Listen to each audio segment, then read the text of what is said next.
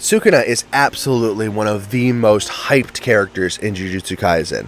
I mean, he's called essentially the strongest sorcerer in history, and he's probably the strongest curse ever on this show. So it's, never an understatement to say how powerful he really is. But I cannot stress this enough, he's not the real villain of this series, and I think that's why so many people are having a hard time with the ending. Hear me out on this.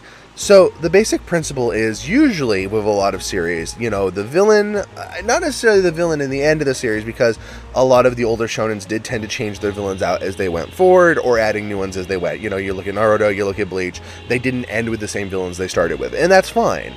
But for Jujutsu Kaisen, which is much shorter in comparison, and clearly had like a more defined story, like it wasn't going to be broken into the segments, this is one story, there was a big expectation of who your final villain was going to be. Now, don't get me wrong, Sukuna was always going to play a big role in this series because he was introduced in the first episode. He is, principally the guy that makes people terrified. He's done horrible things. There was always going to have to be a reckoning with Sukuna.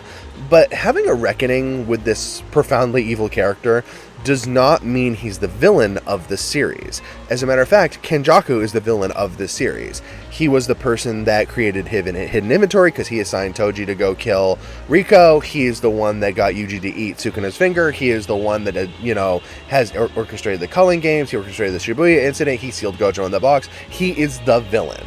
The fact that he's gone now is kind of an interesting choice because that only leaves us with Sukuna. And unfortunately, because Sukuna is not the primary villain, and a lot of people aren't going to like this, but allow me to hear me out on this, he's boring. Sukuna is a boring final villain. Not because his power set is boring, not because he's boring as a character, but because climactically, as a challenge for our heroes, as a resolution to the series of the story that has been built up, Sukuna has no role in it. He didn't orchestrate anything, he has not done anything. The only thing he did as a plan was taking over Megami. Because of that, there's nothing for us to wager for this new generation against. Kenjaku was the master strategist. He's the one that pulled off all this stuff. Sukuna, on the other hand, was kind of, his right arm. He was his fighting instance. He was the one that was going to basically facilitate the new Heian era. And to some degree, he might still.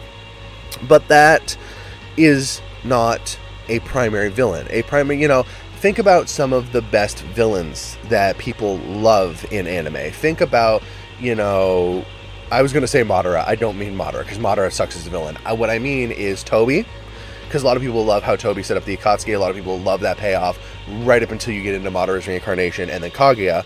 Think about Aizen, the master strategist, who clearly shares a large connection with Kenjaku. We know that Bleach was a big inspiration.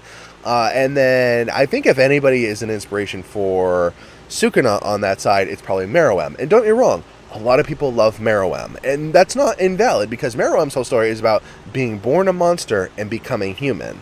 You're not getting that kind of character development with Sukuna.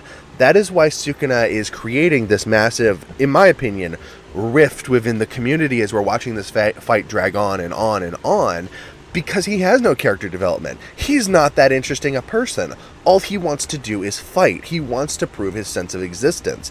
That sounds profound, but much like Yuji saying he wants everyone to die good deaths, it's actually not. It's incredibly childish and simple. And that is why so many people are struggling with this, because you're dealing with all this stuff, and it's not even like this is an interesting villain. He is the unstoppable force.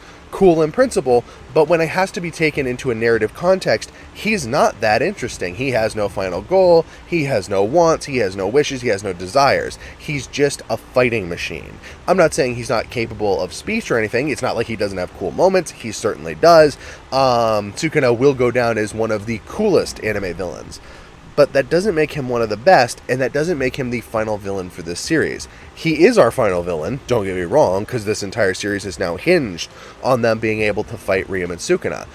But it shouldn't be. He's not the principal villain. He didn't have anything to do with the series for most of this. Most of this, he's chilling, as we well know from one of Gei's sketches, he was just chilling face down in his bone realm while, walking around inside of Yuji. So he's not a profound character. He's not even all that much of an interesting one. He is cool. But the rule of cool will only take you so far when your fight stretches for months at a time. And that is why I think Sukuna is not a great final villain. It's why people are struggling with this so much right now. But what do you think? Do you think he's making a great final villain? Do you wish that Kenjaku was going to have more of a role in the end of the series? Let me know in the comments below.